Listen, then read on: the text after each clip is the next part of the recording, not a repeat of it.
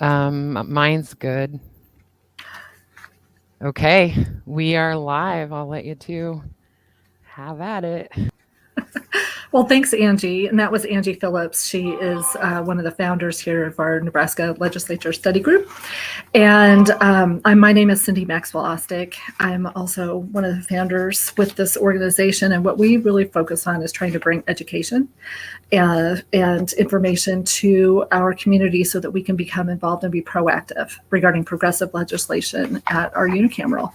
And this redistricting process has been amazingly interesting. Live in interesting times, I guess is the saying. And we're in the midst of it. And it's been pretty confusing in many respects in the last few days.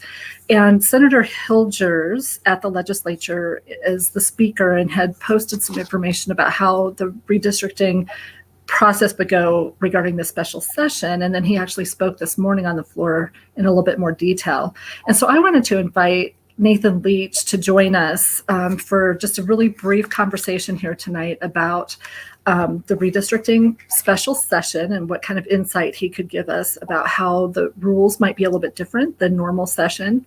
Nathan Leach is the founder and executive director, I should say, of Nonpartisan Nebraska.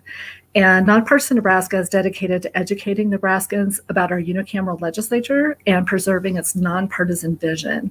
And if you haven't checked out his Facebook page, please do go. It's at Nonpartisan Nebraska on Facebook. And Nathan has been able to really provide a lot of information across our state to people through editorials and his involvement with the legislature.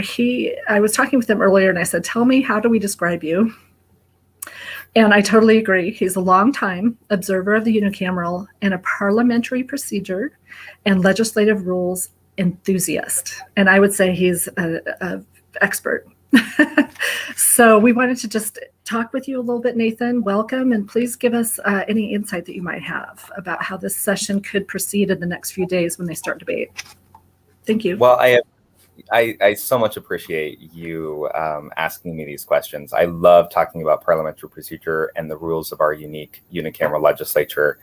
We have the most unique legislature in the country.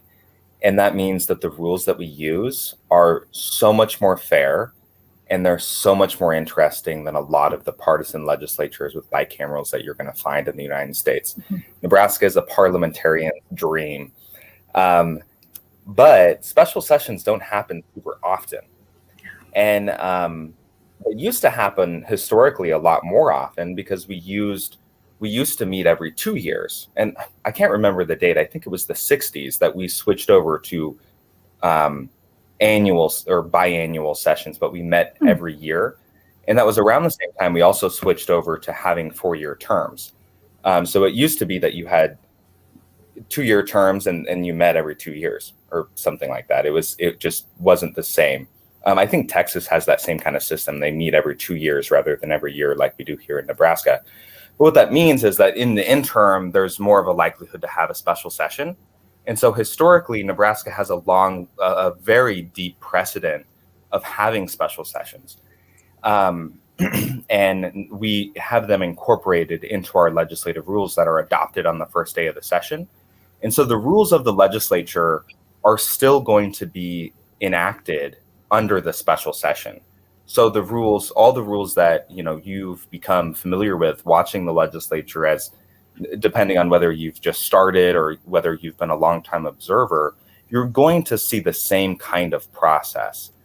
But what's changed is that unlike a regular session, a special session can only consider issues that are under the call for the special session. In other words, we're not going to see bills about anything other than redistricting, and one bill related to funding the cost of having the special session in the first place.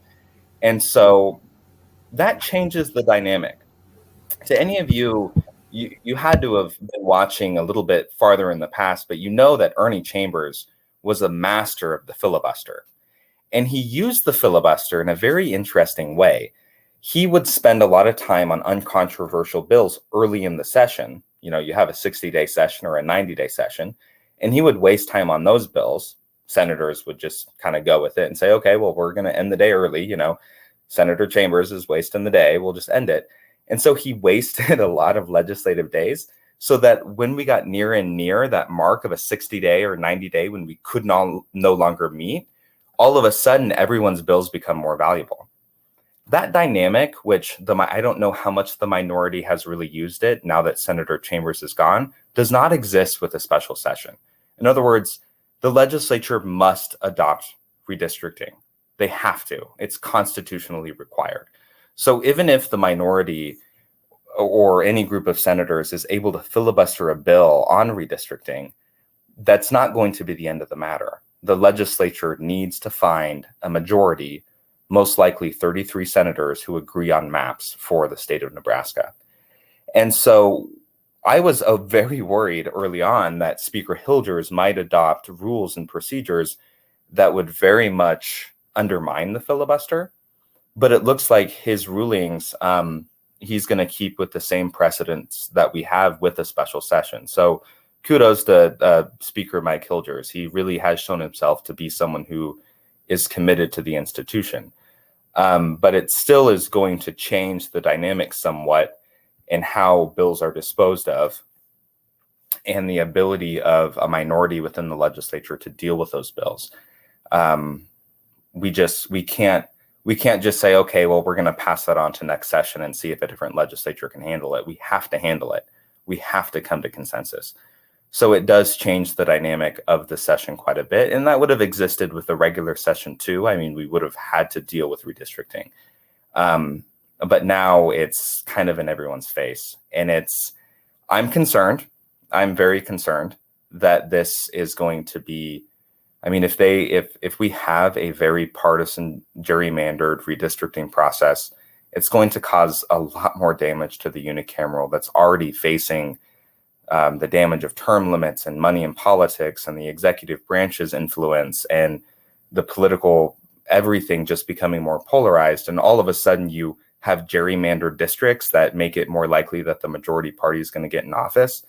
I mean, it's really scary for me as someone who loves our nonpartisan unicameral to watch what's happening. And I don't know if that's happening. I don't know if it's going to happen, but I don't necessarily trust this group of legislators. So we'll see what happens.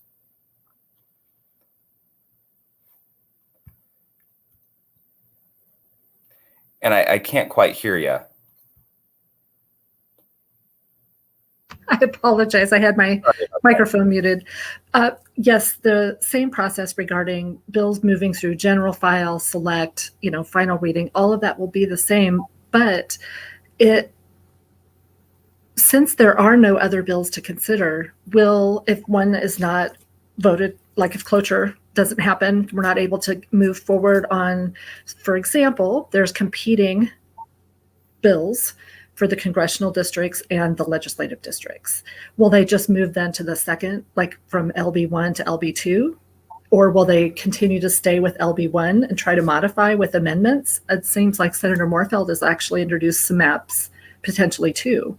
So yeah. How is that going to work? Do you know? That's a great question, and I don't know. I think a lot of this is going to I thought you would know. Speaker Hilders. Yeah, it's going to be under his discretion. I'm only 25, and I have not watched a special session before. So I'm not entirely sure how that's going to change. I think a lot of it's going to be up to the speaker. The speaker has the authority to schedule bills. And that's an authority we gave the speaker in the 90s. Well, I wrote a whole report on it actually to the legislature. It might have been more like the 70s. But he didn't always have that power. We used to have a first come, first serve system for the most part with bills as they came into general file. But the speaker is going to play a big role on this. And I think that he's going to, just talking with Charlene Barron, she's the author of One House, which is a book that I recommend any unicameral enthusiast read. It's One House, the progressive vision for the Nebraska legislature. And Senator or Speaker Hilders is in her district. And both of us just talking about this institution that we both love has said repeatedly that even though Speaker Hilders is more conservative than both of us and someone you might view as not someone you're going to agree with his votes, he seems to be committed to this institution. And so I've put a lot of hope on him, and I hope that he's able to commit to that and do this fairly and commit to it. And I can't speak for him, and I could be wrong. And we need to speak up. We need to be writing emails. We need to be testifying. I testified today before the committee here in Grand Island for Congressional District 3, or I think it's 3. Yeah, the Western Nebraska one. And we have an upcoming hearing here in Lincoln, and then one in Omaha. And the more people that can go there and say that we want a fair process, the better.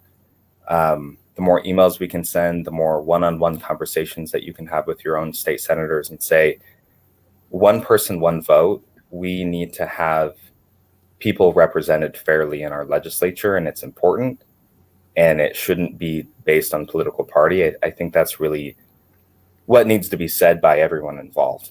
So, well, and today I know that it was mentioned by Speaker Hilders. Then I looked at the calendar. He is looking at a compressed timeline, trying to, get these bills to final reading. It looks like there's time built in at the end. Do you believe that is to counteract if there might be a veto? Like, would the governor not sign this and send it back, or? Well, I mean, certainly it would be the obvious thing to build in a veto time frame, because if the governor vetoes it and the legislature calls the end of the session, then the governor would have to reconvene an entirely new special session. Again, it's non-negotiable. We have to have a special session, or we have to redistrict. And so if we don't redistrict and it's vetoed, then we just have a new special session. So I think that time frame, I haven't looked at it and I can't say for certain, but I would imagine that is why he built it in. Okay. And we did just have a comment from Spike Eichel with the ACLU, and he said the speaker announced this morning, if a bill fails to advance on cloture vote, he reserves the right but to put it back on the agenda the next legislative date. This is in line with what Nathan just said. The legislature has to enact redistricting legislation, or at least it should. So, that's something we don't see very much during a regular session. It's in the rules that normally if a bill doesn't pass or get cloture, we almost never see that bill being rescheduled. But technically under the rules, and this was said in Speaker Hilders' remarks, or memo, excuse me, that the bill then it has to be rescheduled or will be rescheduled. And then I think it's 2 hours of debate, and then they retry on a cloture vote. And he can just retry it again and again. However, he is following the rule that if a bill fails 3 times on general file, it will not advance. So they have the competing bills, and they will consider one at a time. Correct? Well, yes, they have to. You can only have one motion or bill before the legislature. That's just the basics of parliamentary procedure. So, and then if there's a lot of amendments that happen, and I guess I was just really pleased to speak with you tonight about this so that we could take a step back, because I know as the session starts rolling, really gets rolling on Friday, Saturday, the beginning of next week, it could get very hectic. I mean, it has been hectic with the whole process as far as the maps and trying to get our testimony and emails and things sent, and that whole process with the technology and the legislature being down this morning is just not helping with that feeling of being rushed. So it's good that everybody just kind of takes a deep breath and realizes this process has to happen, and the senators really need to have our input. They need to understand how closely we're watching and how strongly we feel that this needs to be a fair process. Otherwise. And honestly, and I know it was the first day, and I know I actually didn't sit through the whole hearing. I had to get home because I had dinner plans. But I don't think that what was referred to the committee was the starting place. I don't think what we're going to see at the end of it.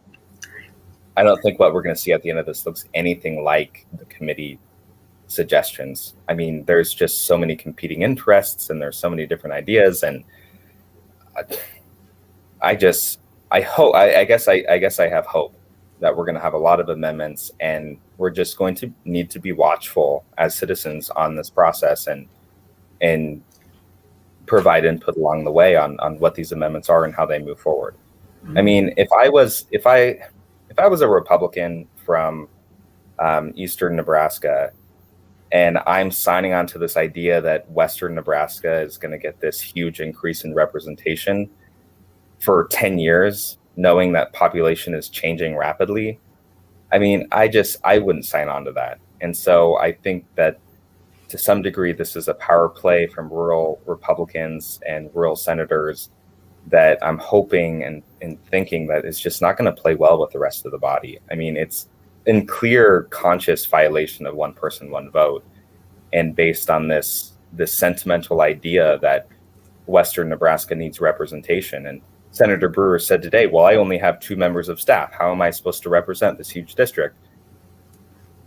No one's opposed to giving rural senators an office in rural Nebraska or having more staff or increasing their ability to represent themselves. And there's definitely room to have a conversation about increasing the number of legislators to a reasonable degree to lower the number of, and decrease the geographical area. But the solution is not to consciously manipulate legislative districts to make them unfair. I mean, that's just ridiculous to me. So, but I don't know. I'm hoping that the rest of the legislature, or the majority of the legislature, agree with that viewpoint. I'm not sure what'll happen with the bill Senator Coltman, was it Senator Coltman that he introduced to move the legislative number to 50 districts? I think that was Speaker Scheer. No, this session. Yeah. Yes, bill. If it's a bill, it has to be 50 because constitutionally we're restricted at 50. Yeah, it was Coltman. So it by 1. But yeah. Senator Hilgers was quoted in the paper as being concerned that might not actually fit with the parameters of the special session. So, yeah.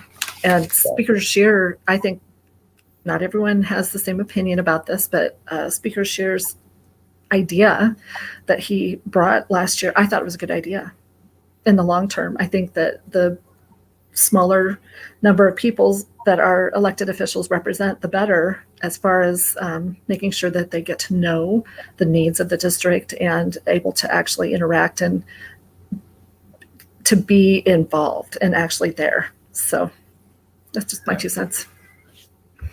So, well, I'm just so glad that you could come. I don't know if you had more. Go ahead. No, I did not. I really appreciate the opportunity. And I just want to remind everyone, I am just an enthusiast. I'm not a lobbyist. I'm not a specialist. I'm unfortunately not even a registered parliamentarian, although I intend to be one sometime soon. I love parliamentary procedure. I love reading on, up on Mason's Manual of Legislative Procedure and Robert's Rules. And our legislature is such a great example of just a great deliberative body. And so I'm fascinated by the way it functions and want to keep it a healthy place to operate. But if you have when it comes down to it, the person you need to ask is Patrick J. O'Donnell, the clerk at the legislature. If you have a real question about procedure, call his office. You will get an answer, and you'll get the answer. I mean, the most recent edition of Mason's Manual of Legislative Procedure, which is the predominant guide for legislative procedure in the United States, was dedicated to the clerk of the Nebraska legislature. He's the longest serving clerk in American history. So he's your guy to ask. We'll have to have him come visit with us sometime. Yes. Yeah. I think he keeps to himself a little bit now, but once he retires, I think he'll open up a lot more for us. So awesome. Anyway, well, thanks so much. I really appreciate it. Yes, and I do want to just take a moment and again invite everybody to our Nebraska Progressive Legislative Study Group. We're focusing right now on helping people regarding writing their testimony. Tomorrow is the hearing in Lincoln, and Thursday in Omaha. I know that this evening there's an event in North Omaha. Preston Love Jr. is hosting a town hall where they'll be discussing these issues. And then I believe that there's another one being held Wednesday evening. The Douglas County Democrats have invited Senator Kavanaugh, Vargas, and McKinney to speak a little bit about some of these issues too. So there's a lot of information out there, but it is just so important to be in touch with your senator and the redistricting committee. So thanks so much. Hope you have a good night, Nathan. Thank you. And remember, the watchfulness of the citizen is salvation of the state. So thank you. Awesome. Take care.